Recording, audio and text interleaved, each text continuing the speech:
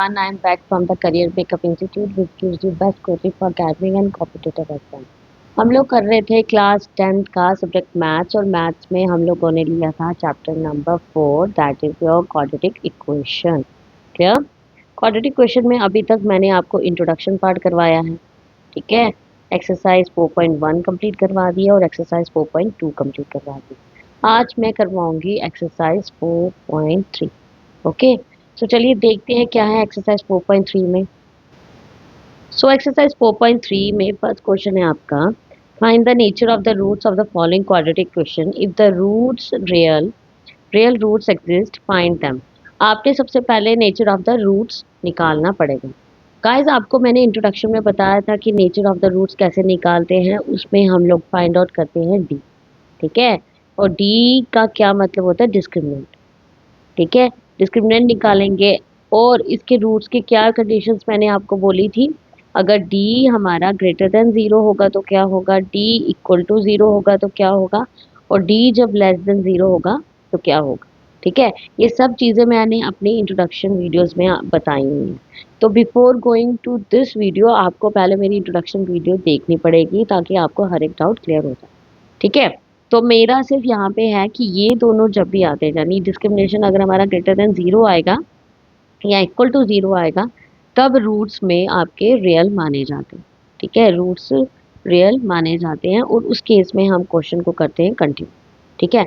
लेकिन जब डी हमारा लेस देन ज़ीरो आएगा, यानी ये हमारा अगर नेगेटिव में आता है डी, तब हमारा रूट्स रियल नहीं होते हैं और उस केस में हम क्वेश्चन को कंटिन्यू नहीं करेंगे। क्लियर? तो चलिए ज़रा स्टार्ट करते हैं हम लोगों के पास हम लोगों ने पहले इसका निकालना है वो नेचर ऑफ द रूट्स, तभी हमें पता चलेगा कि इसको करना है आगे कंटिन्यू कि नहीं करना। क्लियर?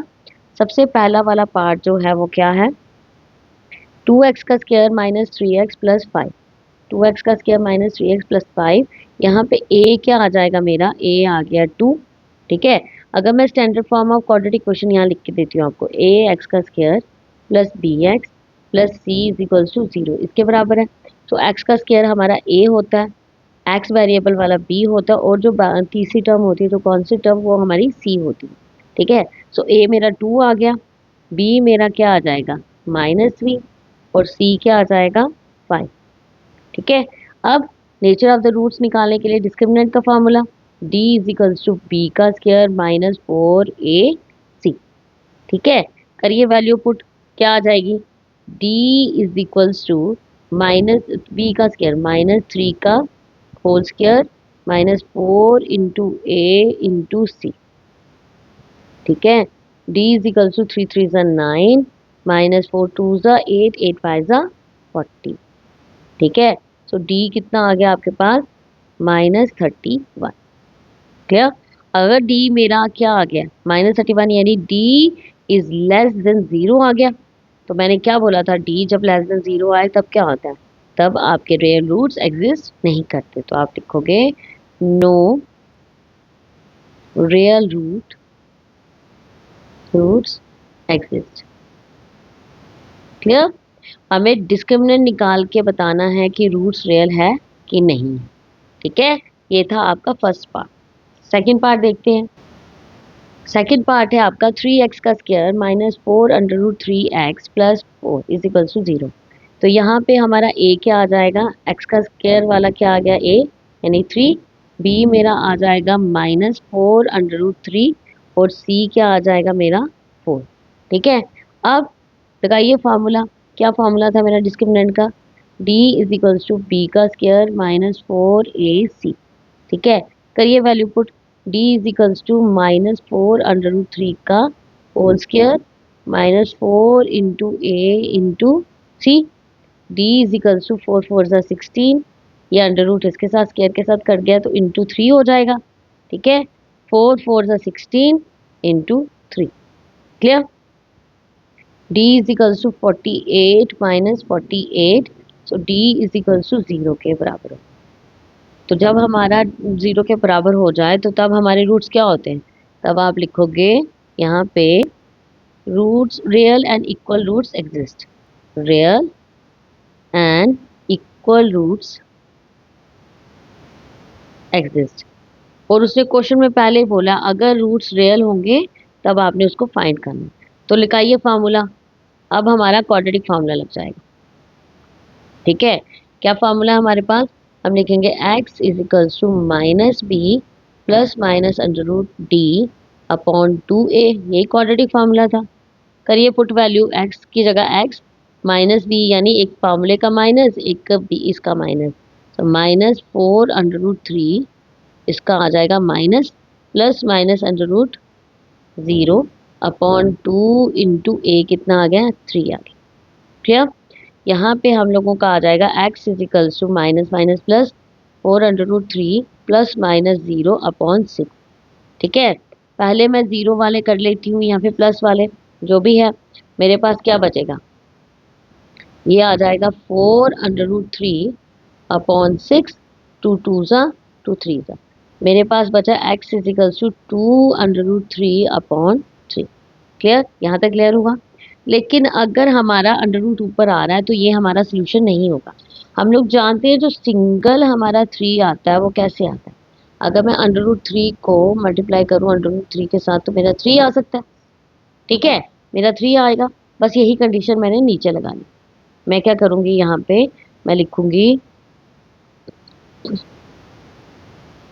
सिंपल है मेरा, मैं यहाँ पे इसको ऐसे लिख दूँगी 2√3 अपॉन √3 इंटू √3।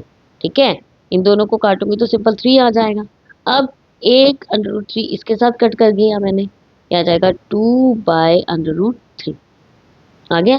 सो x की वैल्यू जो मेरी आई वो क्या क्या आ गई? एक आ गई पॉजिटिव में 2√3, एक आ गई नेगेटिव में 2/√3।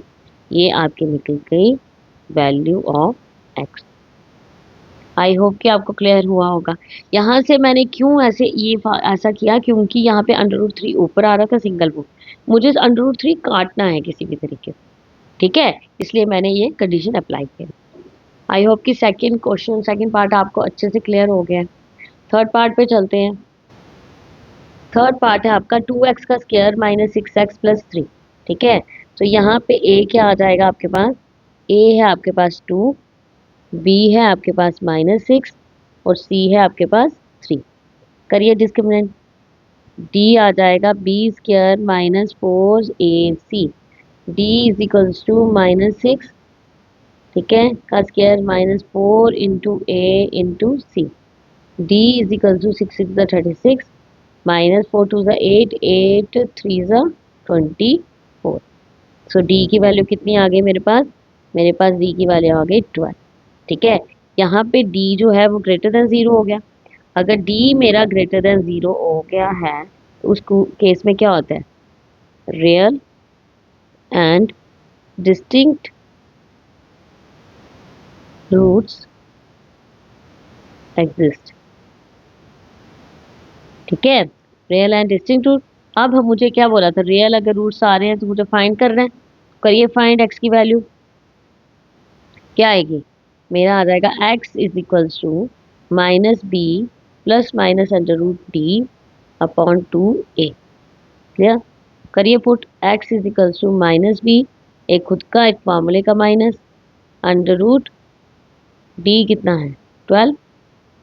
ठीक है, अपॉन 2 इंटू ए कितना है? 2।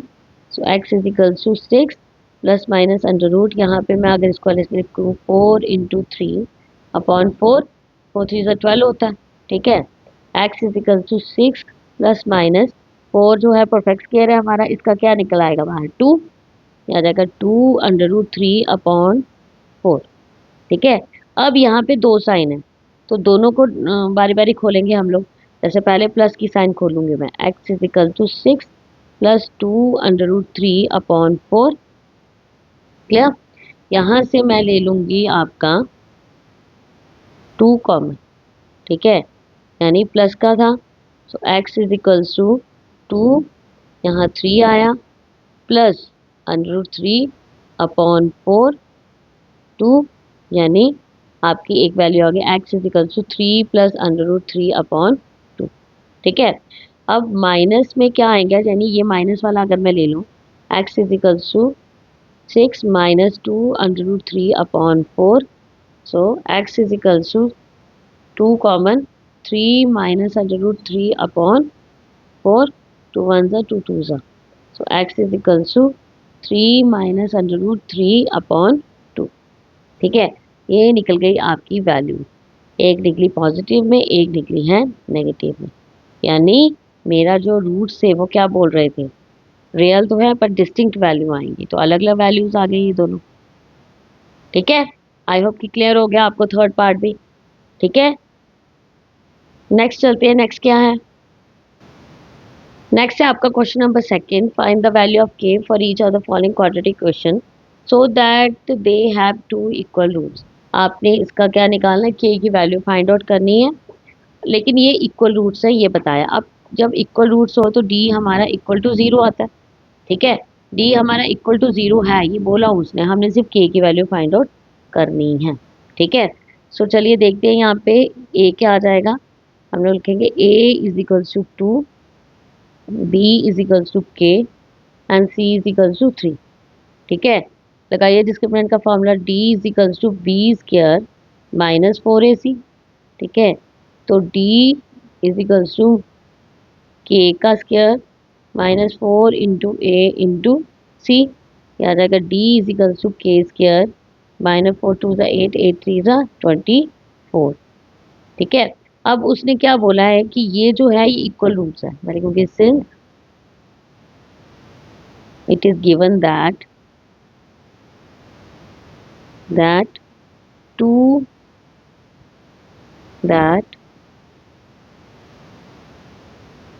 equal roots it has, लिखूंगी मैं, it has two equal roots। ठीक है, अगर टू इक्वल रूट्स है तो के स्क्वायर माइनस 24 इक्वल टू 0 के बराबर होगा। के स्क्वायर को मैं यही रहने दूंगी, ये 24 यहाँ आ जाएगा, k is equals to under root 24। ठीक है, इसको स्प्लिट कर देती हूँ, के की वैल्यू कितनी आ गई, के इज इक्वल्स टू 24 कैसे आएगा मेरा, मैं तोड़ूंगी अगर इसके एलसीएम, 2 12 ज़ा 2 6 ज़ा 2 3 ज़ा 3 1 ज़ा। ठीक है, 2 इंटू 2 इंटू 2 इंटू 3। ठीक है, पेयर करके एक 2 आ जाएगा बाहर, अंदर रहेगा 2 इंटू 3, ये आ जाएगा k is equals to 2 under root 6, ये आ गया आपका 2 अंडर रूट 6, ये निकल आई आपकी के की वैल्यू। क्या कोई डाउट नहीं है यहाँ पे, आई होप कि आपको क्लियर हुआ। मेरे को डी इक्वल टू 0 बोला था उसने, सो के स्क्वायर माइनस 24 को मैंने 0 के बराबर करके के को अंडर रूट 24 ले आई, उसके फैक्टर्स किए तो मेरा आ जाएगा यहाँ पे 2 under root 6। Okay, next part देखते हैं क्या है। नेक्स्ट पार्ट है आपका k x bracket x minus 2 plus 6। करिए इसको सॉल्व, कैसे आएगा, के एक्स का स्क्वायर माइनस 2 के एक्स प्लस 6 इक्वल टू 0। ठीक है, हेयर ए इक्वल टू, ए कितना आ जाएगा के, बी कितना आ गया माइनस 2k। ठीक है, 2k आ गया, और सी कितना आ गया 6, डी में पुट कर देते हैं value, B square minus 4ac। ठीक है, d is equals to minus 2k का whole square minus 4 into a into c, so d is equals to 2 2 ज़ा 4, के का स्क्वायर माइनस 6 4 ज़ा 24 के। ठीक है, सेम स्टेटमेंट क्या लिखी थी मैंने, since it is given that it has two equal roots therefore d is equals to 0।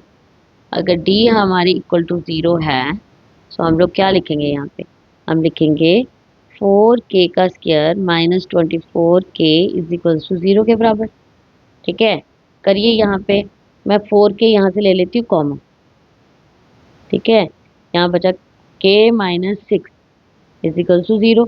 ठीक है, पहले इसको 0 के साथ कंपेयर कर लेती हूँ, 4k is equals to 0, k is equals to 0 upon 4, so k की वैल्यू कितनी आ गई हमारी 0।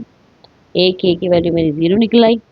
ठीक है, अब दूसरी क्या थी, के माइनस 6 इक्वल टू 0, के इज इक्वल टू 6, ये आ गई 6, ये निकली हमारी के की वैल्यू। ओके, सो गाइस ये थी आपकी एक्सरसाइज 4.3 के 2 क्वेश्चन। ठीक है, आज के लिए बस इतना ही। मैं बहुत जल्द लेके आऊंगी आपके लिए इस एक्सरसाइज के remaining question. Till then bye and take care.